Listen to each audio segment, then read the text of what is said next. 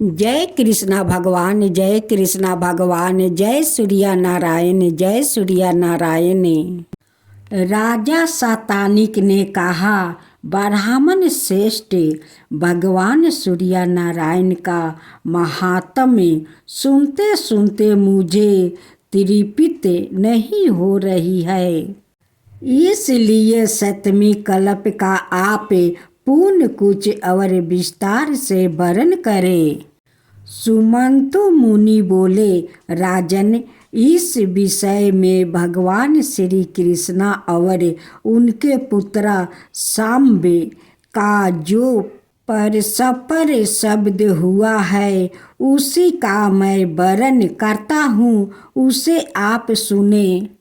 एक समय सांब ने अपने पिता भगवान श्री कृष्ण से पूछा, पिताजी, मनुष्य संसार में जन्म ग्रहण कर कौन सा कर्म करे जिससे उसे दुख ना हो और मनोवांछित फलों को प्राप्त करे, वो स्वर्ग प्राप्त करे और मुक्ति भी प्राप्त कर सके।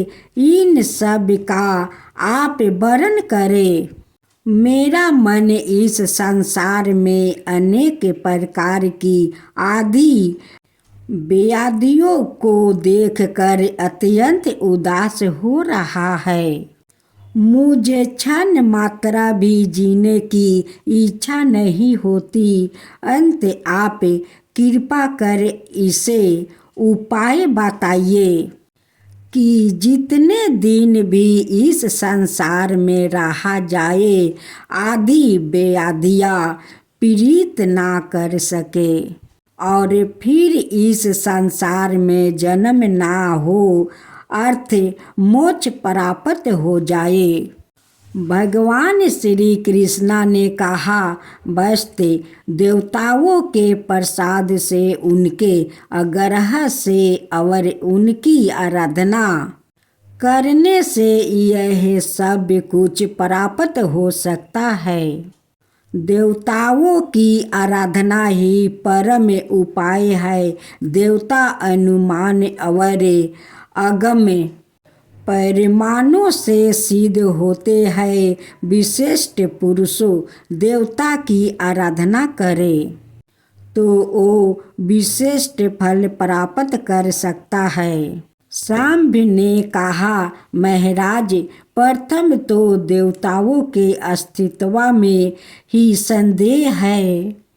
कुछ लोग कहते हैं देवता है और कुछ कहते हैं कि देवता नहीं है। फिर विशिष्ट देवता किन्हें समझा जाए? तब भगवान श्री कृष्ण बोले, बस्ते अगम से, अनुमान से और प्रत्यक्ष से देवताओं का होना सिद्ध होता है।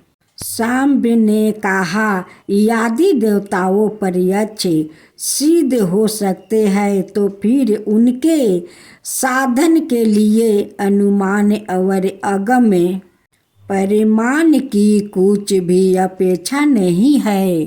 श्री कृष्ण बोले, बस्ते सभी देवताओं प्रत्यक्ष नहीं होते। शास्त्र और अनुमान से ही हजारों देवताओं का होना सिद्ध होता है।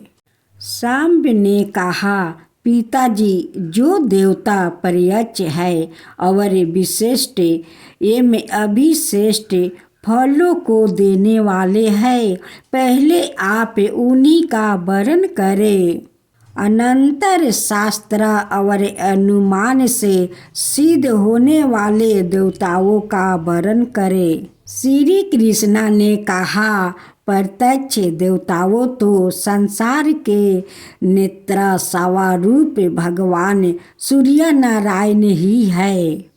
इनसे बढ़कर दूसरा कोई देवता नहीं है। संपूर्ण जगत इन्हीं से उत्पन्न हुआ है। ईयर अंत में इन्हीं में विलीन भी हो जाएगा।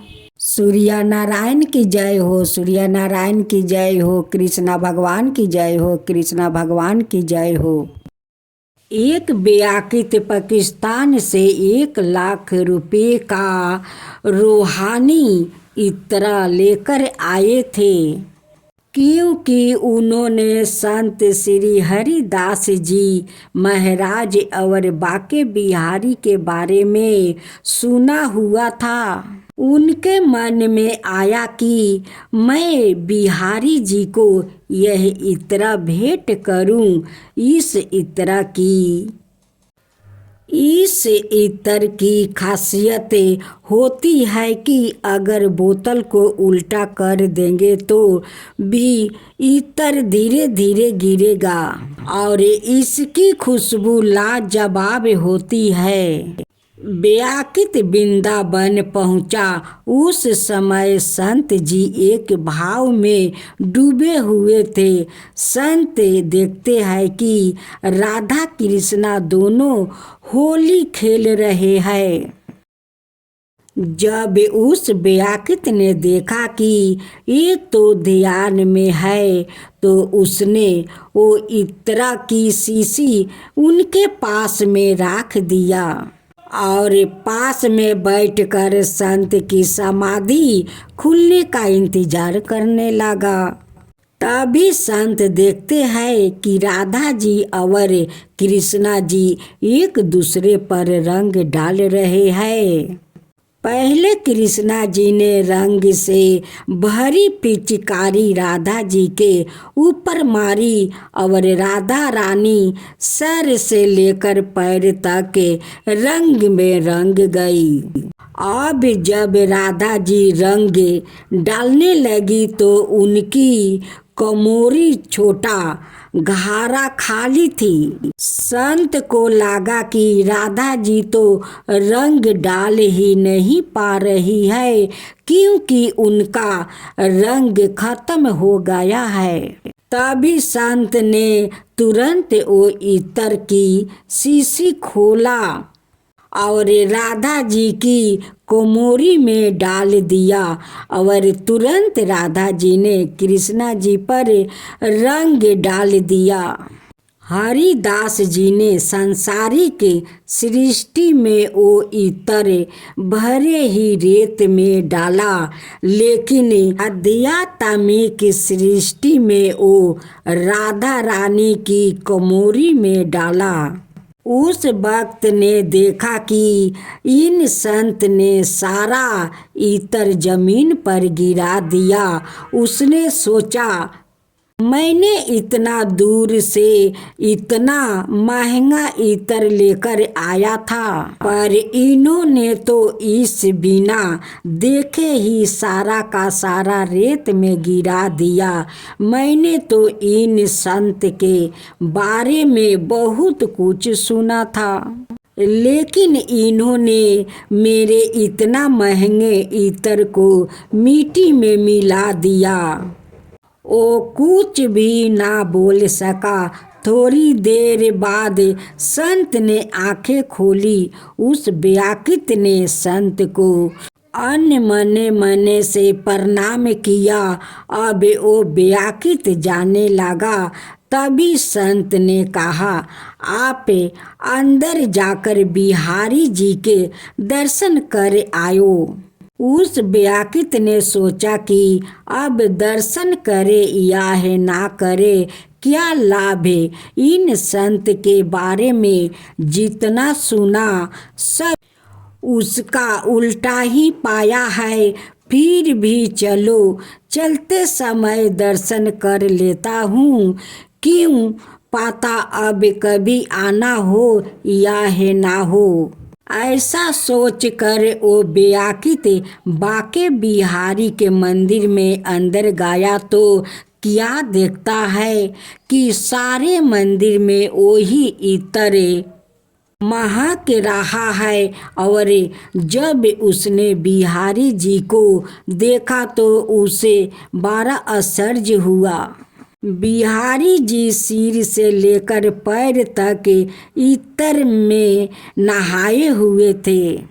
उसकी आंखों से प्रेम की आंसू बहने लगे और वो सारी लीला समझ गया। तुरंत बाहर आकर और कहा कि भैया, तुम भगवान को भी सांसारिक सृष्टि से देखते हो, लेकिन मैं संसार को भी आध्यात्मिक सृष्टि से देखता हूँ। बोलिए बाके बिहारी लाल की जय, बाके बिहारी लाल की जय, कृष्णा भगवान की जय, कृष्णा भगवान की जय।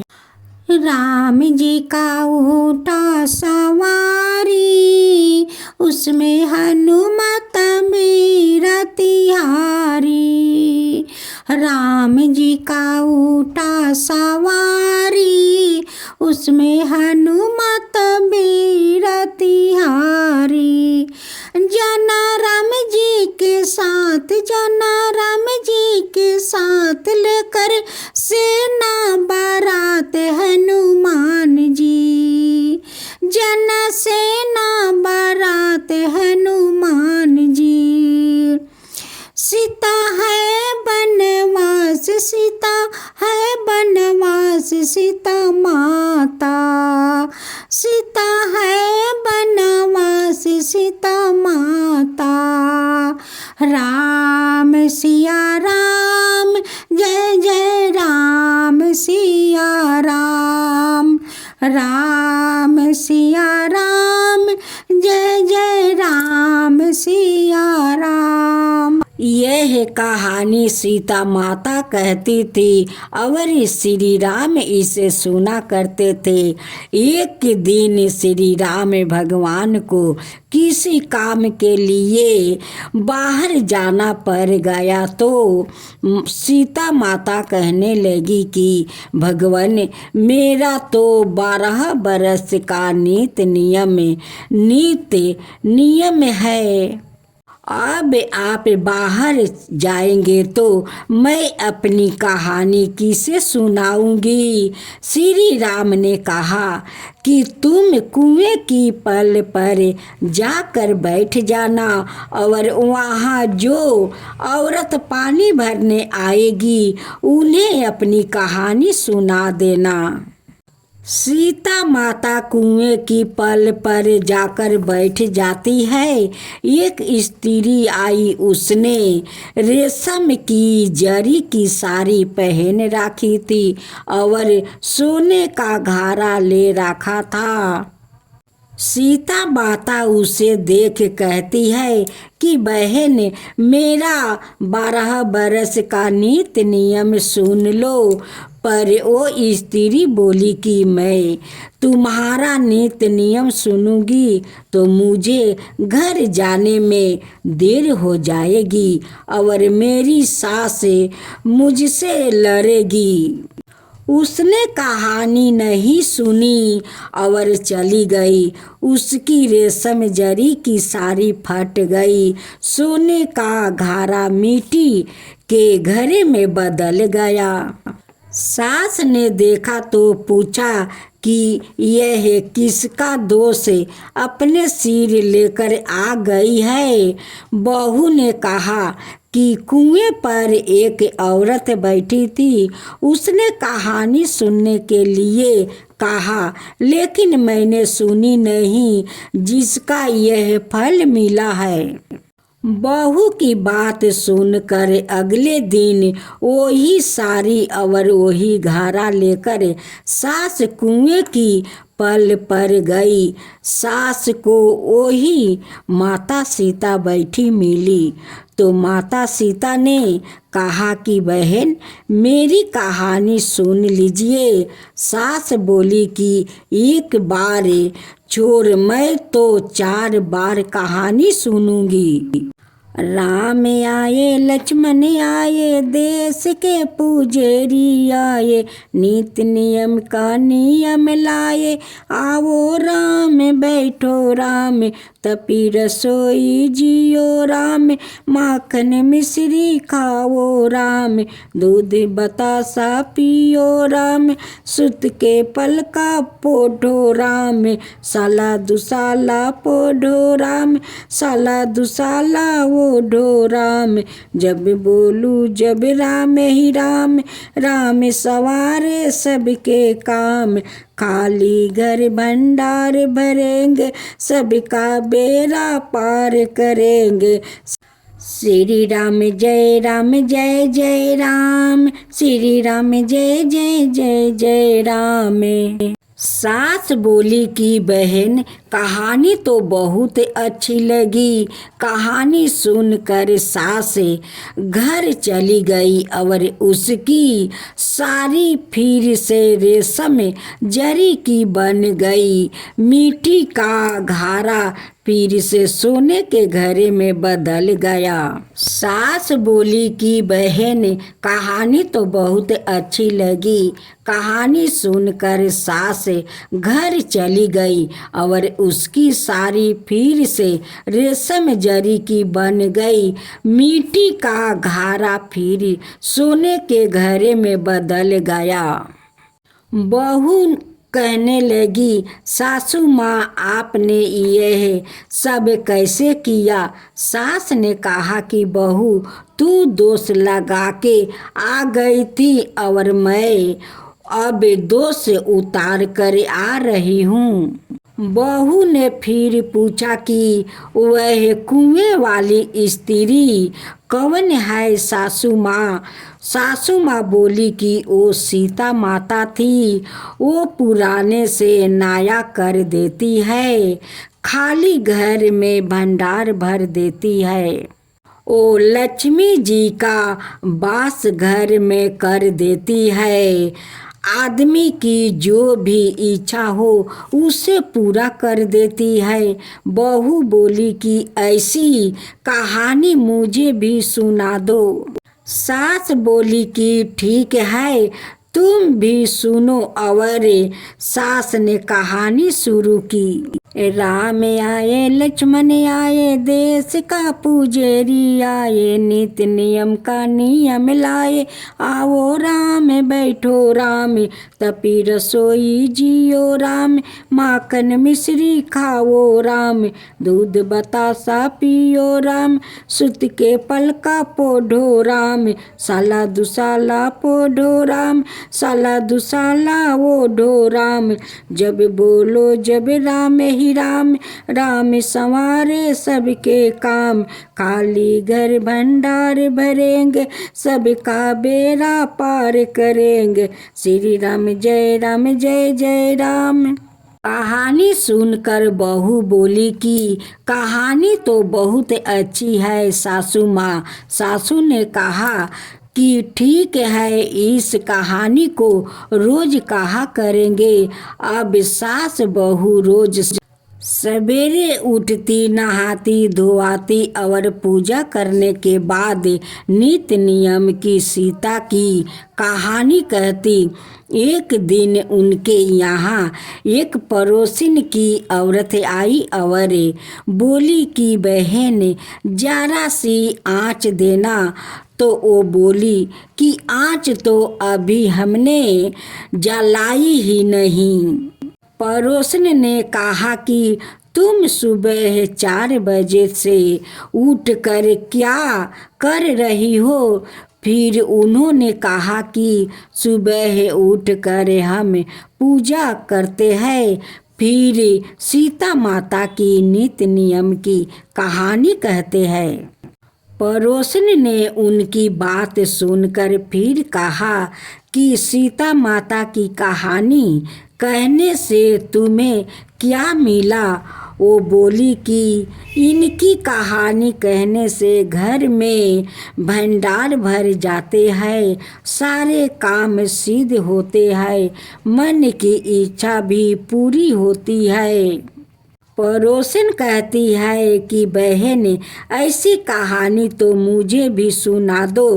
फिर वो बोली कि ठीक है, तुम भी यह कहानी सुन लो। राम आए लक्ष्मण आए देश के पुजेरी आए, नीति नियम का नियम लाए, आओ राम बैठो राम। सारी कहानी सुनने के बाद पड़ोसिन कहने लगी, बहन कहानी तो मुझे बहुत अच्छी लगी। अब वो पड़ोसिन भी नीति नियम सीता माता की कहानी कहने लगी। कहानी कहने से सीता माता ने पड़ोसिन के भी भंडार भर दिया।